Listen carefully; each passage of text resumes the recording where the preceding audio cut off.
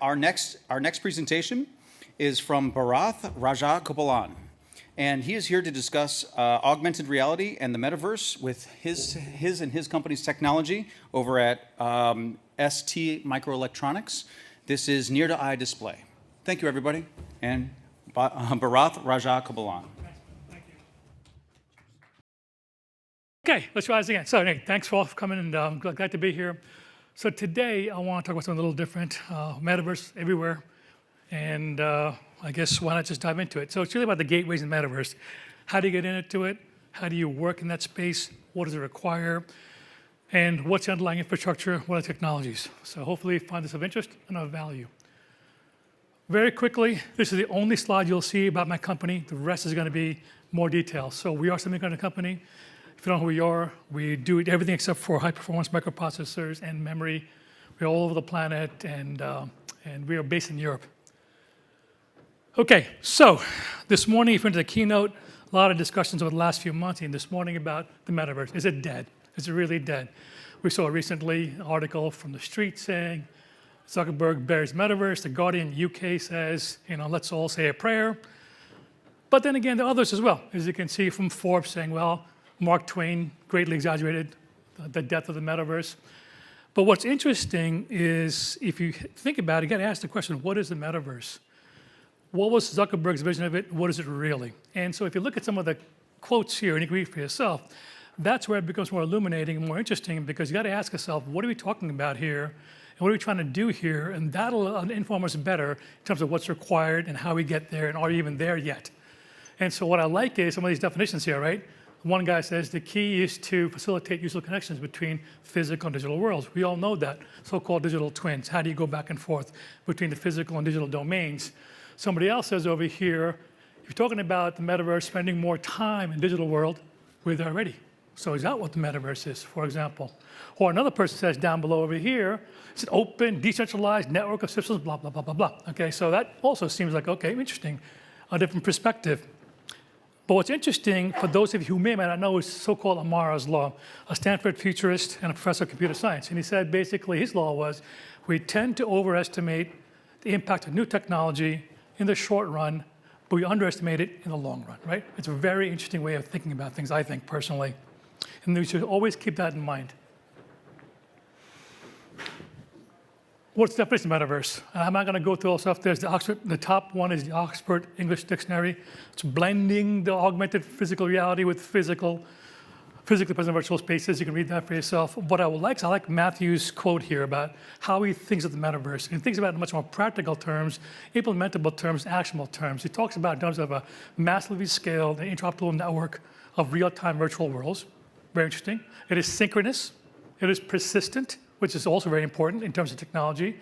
The sense of presence and continuity data, that too informs what this thing looks like. So this definition I like a lot, because it starts to think about what does the world look like, what does it to be like, then we can ask how do you plane it, more than just this disembodied avatar floating around space. So it's always useful, at least for me anyway, to have a framework, a structure to think about these things. So one framework we put together, this is not the only framework, but this is one way of thinking about it, is to think about a model, a mental model for us. I think about metaverse as people, places, objects, and spaces. And it's really about the digital twin, the equivalency. What is the digital equivalency of what we have, physical space? From digital assets to physical assets to financial assets to gaming assets and so on and so on and so forth. Because as you see later on, we already are living in a digital world. Everything's being digitized. Every industry is being digitized. So us as a company, we work with every industry on the planet, and everybody's going to digital twins, if you will, meaning that I have a digital equivalency in that digital space, my physical assets, whether it's a factory or a store or a business. And that's really important to think about. Then think about people, places, objects, and spaces as the digital equivalency of it in a domain that you need to operate in. And that's really, really important, because once you do that, then you got to think about, okay, if I have these dual spaces, how do I then perceive in this space? How do I interact in this space, both back and forth and within each domain? How do I then have a sense of presence and persistence, as what Matthew said? So if we want to have a presence in a digital domain and a physical domain, and I want to go back and forth, I need to have these attributes. And these activities have to be real-time and synchronous and continuous. It's really, really important, or else the experience goes away. So we then drop it down further into devices. Then you have to have the ability to sense. You have to compute. You've got to connect physically. You have to actuate, meaning you have to move things, you have to feel things. So that then informs the core technologies. You need to come together.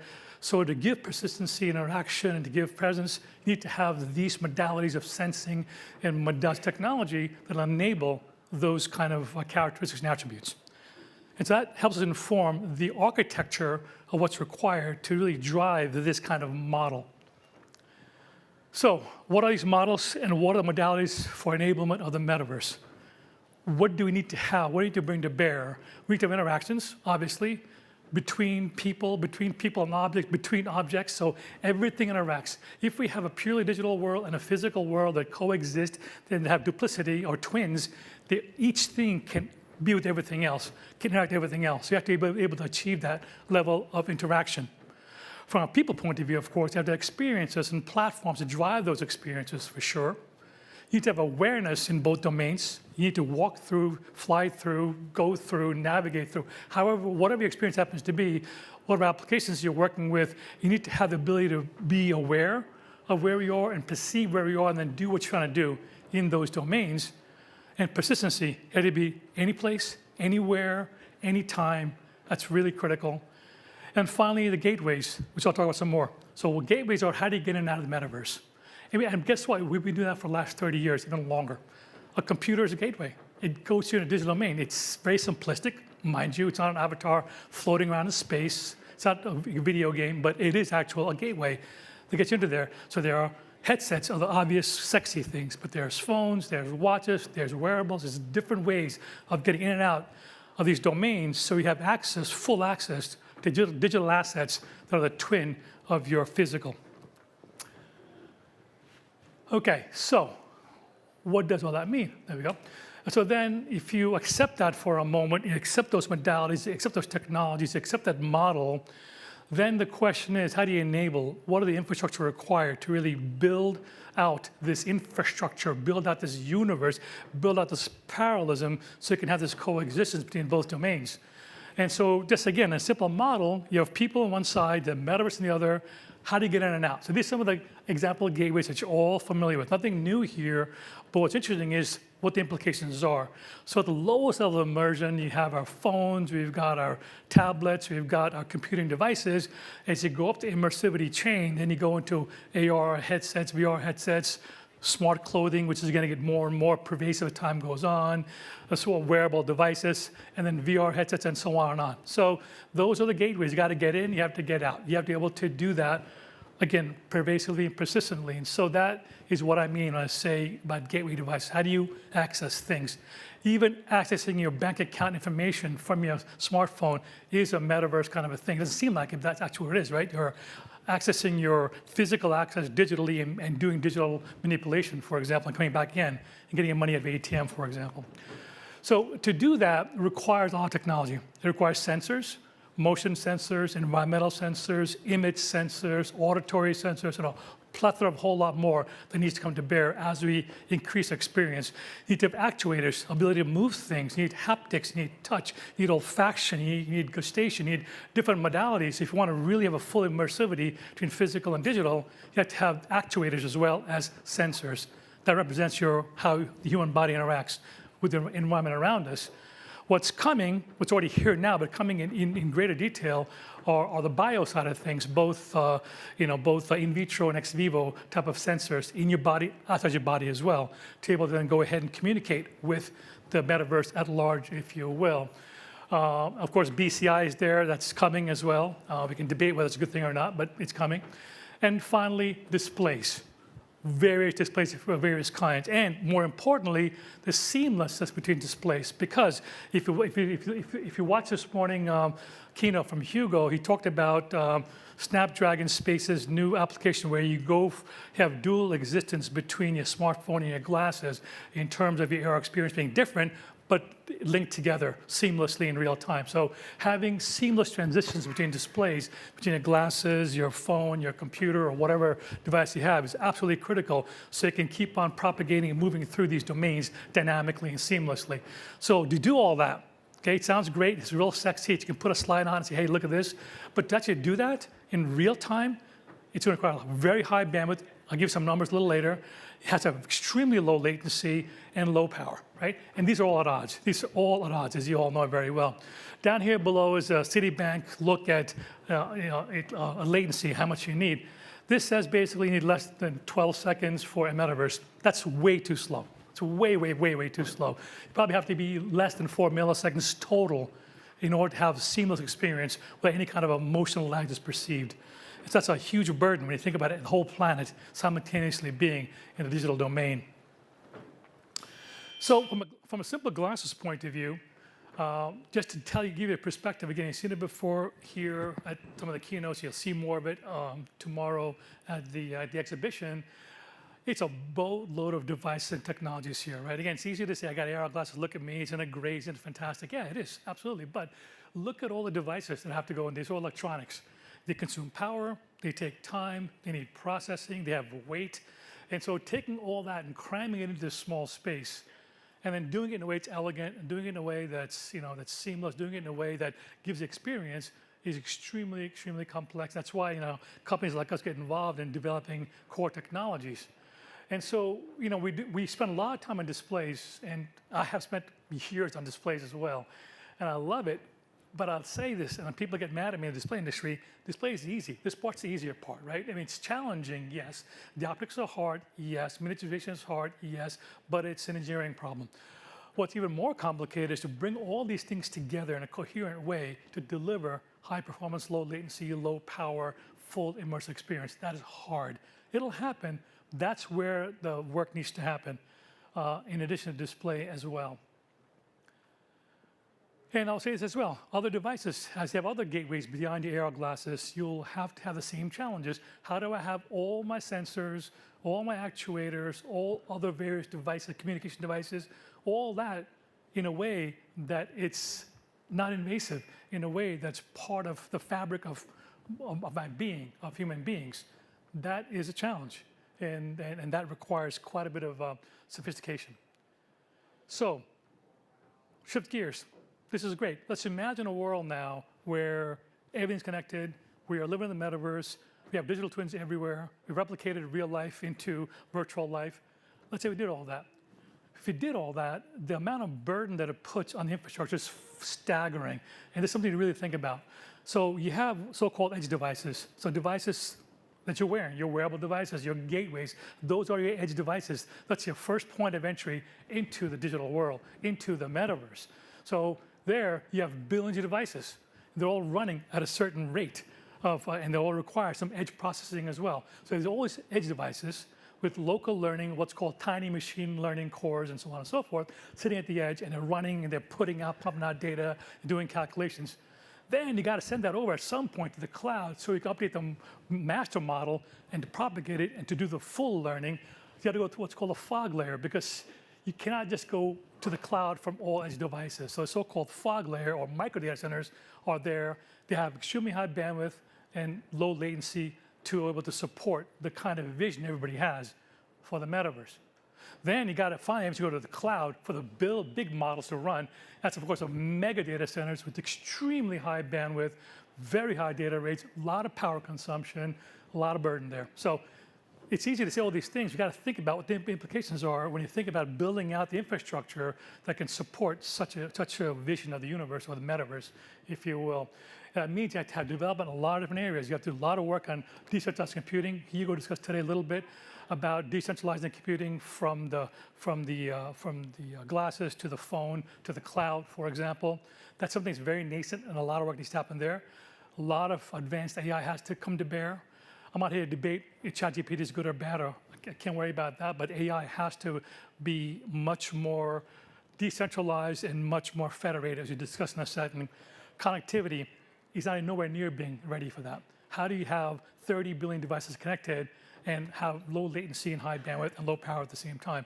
And finally, just for those of you who are in this domain, a lot of work's happening in silicon photonics and silicon optics and silicon communications and optical computing.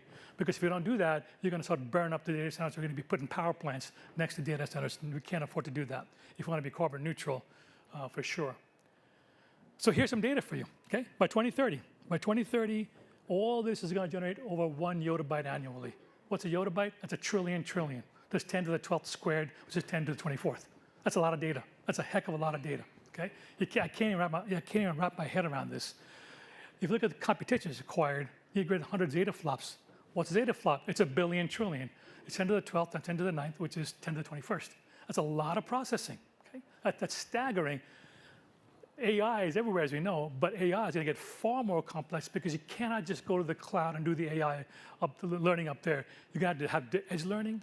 You have to have what's called federated learning, distributed learning models. So it's going to get far more sophisticated, but by doing so, that's what drives a lot of the computational rates. And then on the connectivity side, they're forecasting 30 billion devices connected. That's a conservative estimate. Some think it'll be hundreds of billions of devices that are connected real time. Imagine the data rate you're pumping through our system, pumping through our networks to get there at 10 gigabits. So the burden that this puts on the infrastructure, the challenges there are quite significant, and a lot of work's being done here. But you have to bear in mind that, and as you're up there in this, in this world of metaverse, and you don't really see the abstraction, when you kind of peel back the layers and go into the sub-basement floor of the infrastructure, these are the kind of things you got to contend with, and that really makes things very fun and challenging, so it keeps them employed, I suppose, right? So we have technology development and product development and new devices and so on. But it's all great. Technology is great, but some of the things we need to really think about, and we all talk about it, and it's always an afterthought, is that, okay, but if you want to really live in this world of duality, if you want to really live in a digital twin world, then that means these four things have to come together. You have to have trust, you have to have privacy, you have to have security and authenticity. How do I know I own what I own if I have a digital asset? Yes, it's blockchain, but beyond that, how do I know it's mine? How do I know you are you, or that is that, and that's not something else, right? How do I protect my data, of course? I mean, talking about privacy and data today, imagine what happens when you have everything in the metaverse like this, right? And security as well. So these things are absolutely, I would say this should be done first, and the rest will come later, but there's something that, I want to put out there to make sure that everyone doesn't forget this and actually builds these things into the overall architecture and the overall platform. So then what does it all mean? So beyond technologies, what does it all mean? Again, I'll get my soapbox here, right? We all know the internet brought great benefits. We all know that. And we all know, every one of us in this room and our friends and our family, our loved ones, right? The dangers of the internet as well, right? There's been lots of great things, but we also see, even more recently, quote unquote, the dangers, if you will, of the internet. And so what that really means is that as you start to build applications, as you start to build transactions, as you start to build the applications, we've got to start thinking about and talking about, not just giving lip service, but actually doing something about privacy, safety, and security. And then on a larger sort of a policy basis, think about the ethics, morality, and legality of it as well, right? Because these things are always an afterthought. We always say, oh my gosh, we've done it before, we can't do it now, it's too late to legislate it, the horse left the barn, so on and so forth. That is true. That's why what I say is, let's invert the model. Don't think about building those things after the fact, but let's build it inherently into the system.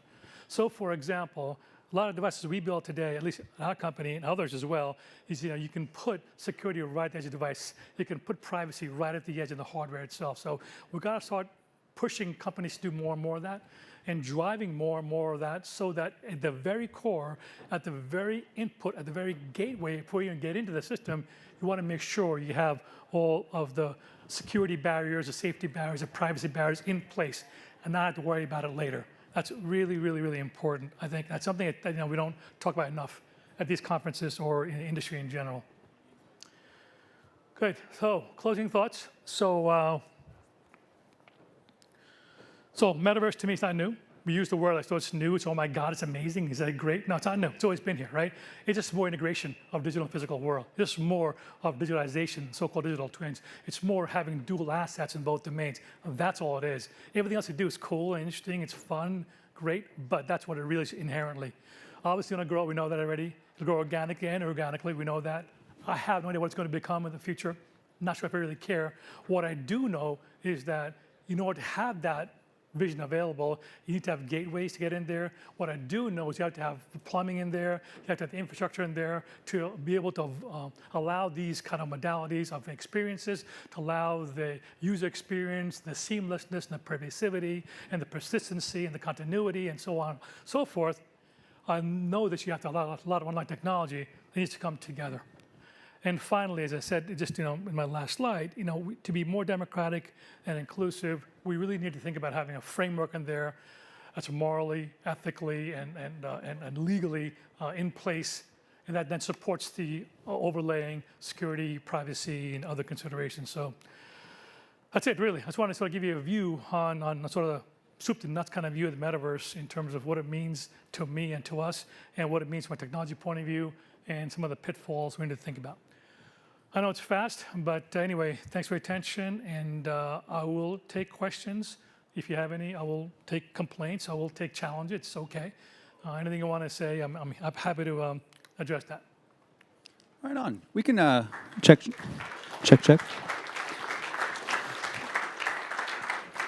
Go ahead and raise your hand if you have any questions, folks. Hi there. Thank you for your presentation. Can you hear me okay? I can. Okay. My first question is, trying to navigate this world of the metaverse, how can folks take ownership, or who does this ownership really rely on with people engaging with the metaverse? Does it belong to an AI component of things? Does it belong to the people that engage with it? When data and security is involved, and just to give you an example, I come from a healthcare background, like we always have those parameters in place, but now this is going to the general public, who is truly going to be, like, who at the end of the day is going to be truly responsible for that? Oh, that is a fantastic question. I have no answer at all for that. That is a big question, right? That is the question to ask. Who owns it? Who is going to drive it? Will it be one company? I don't think so. That's a really good question, but I think what I'll say is this: I can't answer that question because I don't know. Hopefully it'll be a democratic open and we all quote unquote own it. But what I will say is that we all ought to, this is my own opinion, my company's opinion, we all ought to own our own assets. Our digital assets, in whatever shape, way, or form it is, right? If for healthcare, HIPAA is really important, obviously, for you. But we all should have the ability to own our assets fundamentally and what can be done with that. It all starts with that. Without that, I think everything else just becomes much more complex. Who owns it? Boy, that's a really good question. I just don't know who owns that. I mean, can anybody own the planet? Can anybody own, people, there are utility companies, for example, there are water companies, power companies that own those kind of domains. But this thing is, I don't know. I don't know who owns it. That's a really good question. But I'll come back to the point that what I would say is that I want every person in this room, every individual who is an individual, to own their asset, to own their digital asset, their avatars, their twins, whatever data they have that's in the digital domain, and have pure ownership and pure control. I think if you have that, then I think everything else becomes easier. If you don't have that, then you have a bigger problem. So didn't answer your question directly because there is no answer to your question. That is a question you should all be asking. But I think, I think us having ownership will go a long way. I got one more question. From the user experience side, how are you guys identifying immersion and greater user experience in that with your technologies and what you're doing? Sorry, can I make it? Immersion. How is the technology that you're producing driving immersion? Oh, very much so. For example, so for us as a company, we have image sensors, motion sensors, pressure, temperature, we have haptics. So having all these modalities that allows you to replicate the sensing and the actuation is what gives rise to immersion. It gives rise to immersion.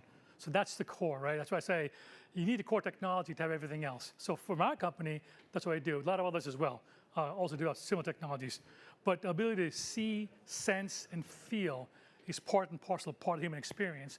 And to replicate that in this domain is the challenge, and that's where technology comes into place. Okay, great. Anybody else have any questions or comments or counterpoints of view? Yeah.